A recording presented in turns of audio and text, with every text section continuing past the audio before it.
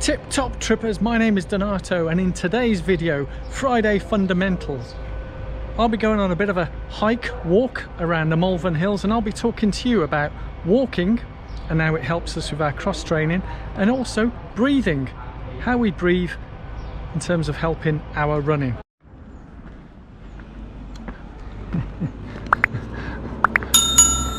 Right, I'm now heading up to St Anne's Well. I don't know whether the camera can show how steep this climb is. It's pretty steep.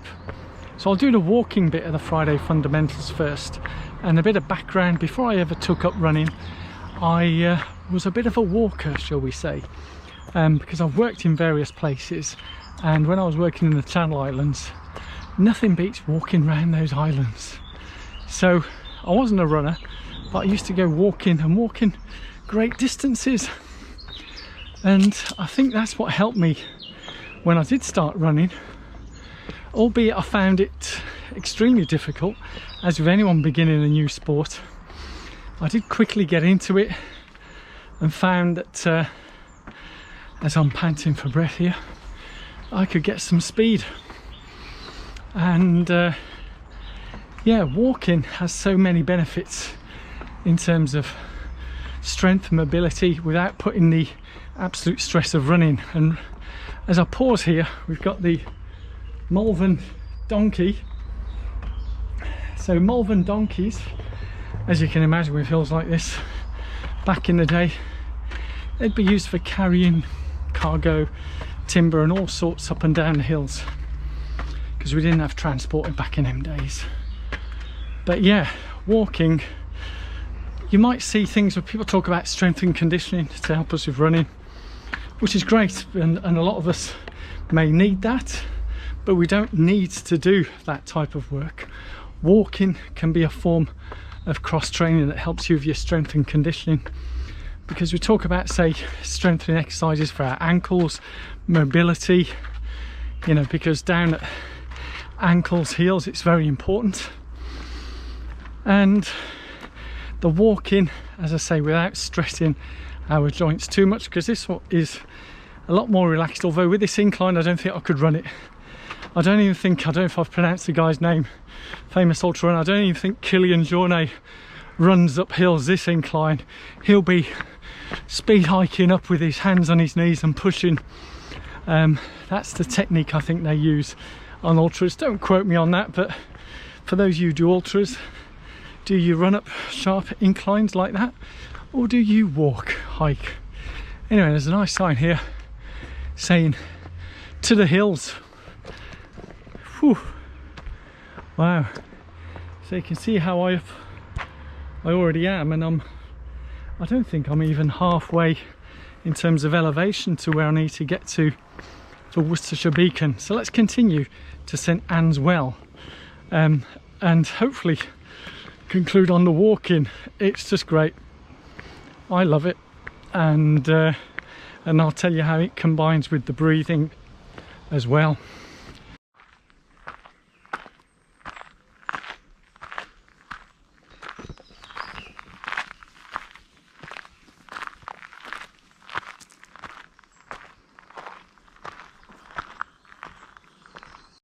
So as I continue the climb along Happy Valley, I just had a little chat with a couple who hike around here on a regular basis, and I can't think of a better place to come here on a daily basis with days like this. Although even when it's wet and windy, rainy, it's so beautiful. I mean, look at the views here. It's fantastic, man. So that's North Hill up there, and I think over to the left is Sugarloaf, but look at that. How beautiful is that? So yes, how gorgeous is that? North Hill to my right. I can't quite see Worcestershire Beacon because I've got this in the way here, and we'll be heading that way shortly. But the breathing with walking, breathing with running, it's a bit like, I always like to give some analogies, and one analogy is when we do, some of you drive cars with gears, yeah, not automatic, but with gears.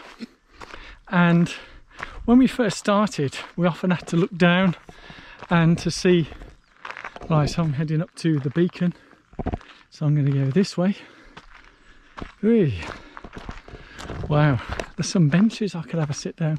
Should we have a sit down? No, let's continue walking and breathing. But yeah, going back to the analogy of car driving, gears. Now, when you've been driving for decades or even after a few years, you don't look down to where you change the gears. You're doing it without even thinking. And it's the same with breathing. To breathe the most efficient way whilst running is through the nose. So that helps get more oxygen in and goes down to more to the middle of the stomach. You say taking all this in behind me, yeah, and helps transport more oxygen. But as often inevitably happens, sometimes when we're putting in a lot of effort, and I'm guilty of this as well, is when I'm really pushing on a 5k or a park run, eyeballs out, full out steam, I often end up reverting to the breathing through the mouth, you know, but which is not the most efficient.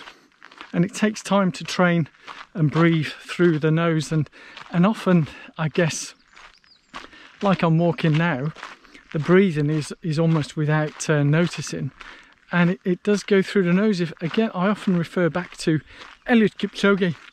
You watch him when he's running marathons, you can't see that he's breathing because it's just become automatic. It'll be through the nose, and it's in a controlled with the pace, and it's effortless. And it takes practice. I did produce a video many years ago talking about, you know, you breathe in through your nose, step, and then out through your nose or out through your mouth, step.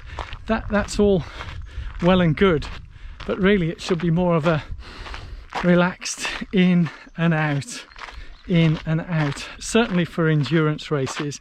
And I would put anything 10k and above, and also 5ks really, but as I say, when I'm going all out, eyeballs out, guns blazing, it's the old habits tend to slip back. So it's practice, and sometimes I did see someone mention that if you're finding it difficult, maybe even stop and just take some deep breaths.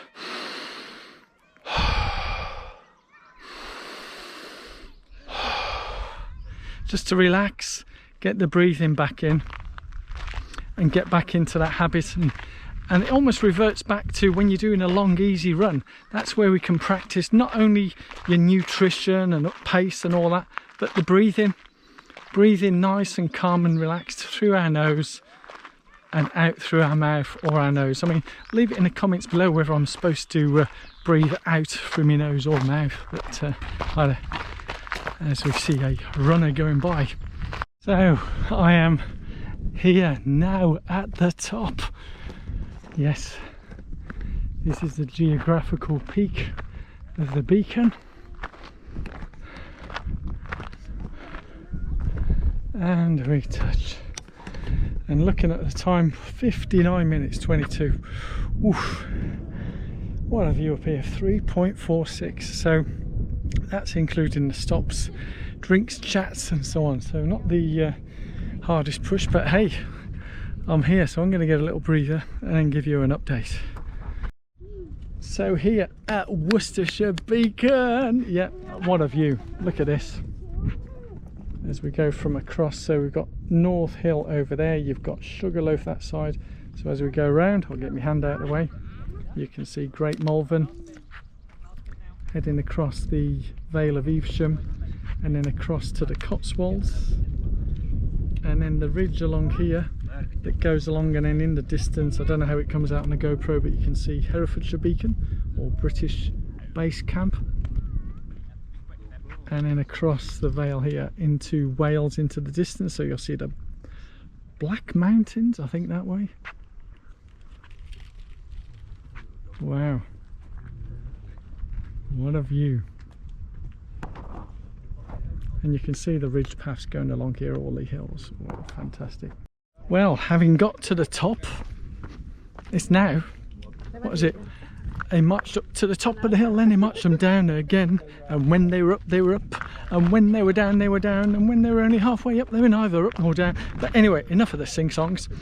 That's it for today's video. I hope you've enjoyed it. I'm going to head back down the hill, St Answell, Malvern, have some snap food before it gets really too hot up here.